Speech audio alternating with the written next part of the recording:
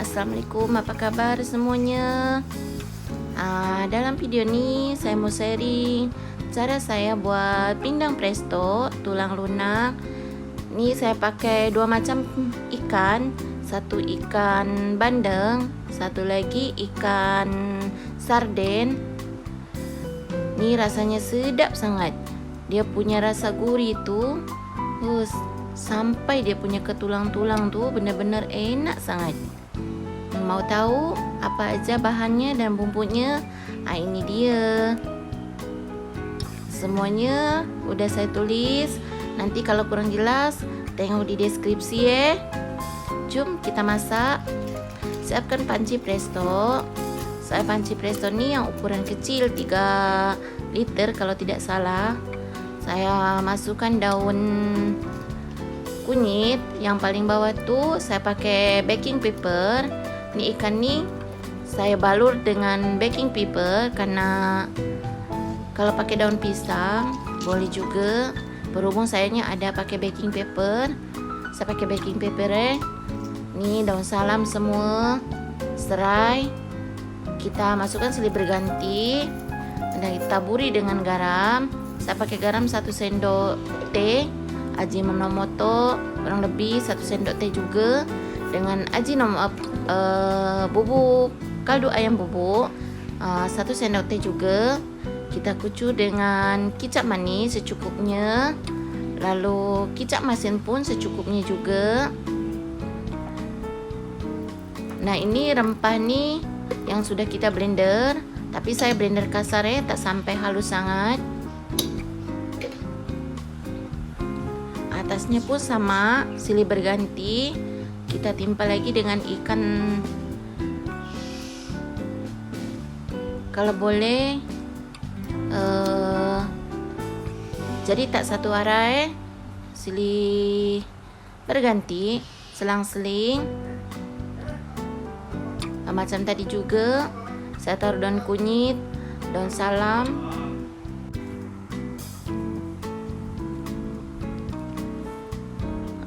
taruh juga dengan serai macam tadi semua macam pertama tu kicap manis, kicap masin dengan bumbu yang udah kita haluskan, yang sudah dihaluskan, tapi saya bikin agak kasar. Ni yang last, kita tumpuk macam ni, jadi tak silang satu arah kita bikin bersilang sama juga macam tadi. Semua rempah tu daun kunyit, daun salam, serai, kicap manis, garam, ajinomoto, kaldu ayam bubuk, semuanya sama juga macam tadi pesai.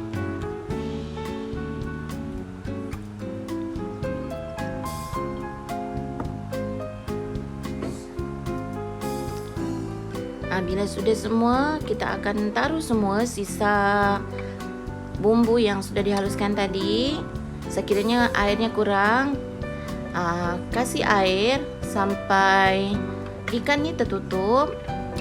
Macam ni, kita tutup dengan tutup panci presto sampai rapat Kita akan masak. Sekiranya sudah bunyi seperti ini, saya pakai kurang lebih dekat 1 jam.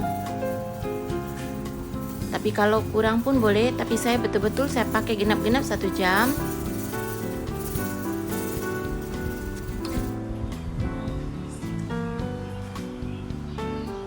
Bila sudah 1 jam, matikan api, biarkan sampai seperti ini Udah tak ada bunyi lagi.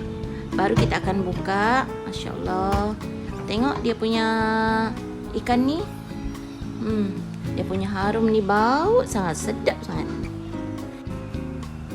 Ni saya try cek dia punya daging ni, punya ikan ni betul-betul lembut sangat. Tengok, Masya Allah, dia punya tulang-tulang ni sampai hati-hati saya kena angkat tahu. Benar-benar lunak tahu tak? Inilah dia hasil akhir ikan presto kita atau pindang presto kita ni udah masak. Masya Allah. Mari kita akan cek dalamannya Ini benar-benar cantik sangat. Tuh lihat, Masya Allah. Lembut sangat. Dia punya tulang-tulang ni benar-benar lembut, tahu tak? Sampai lunak macam tengok tu.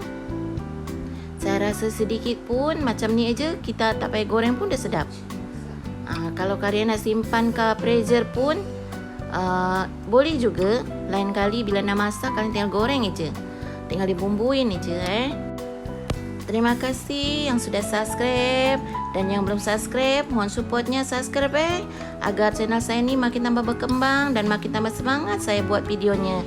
Jangan lupa like, comment and share. Wassalamualaikum.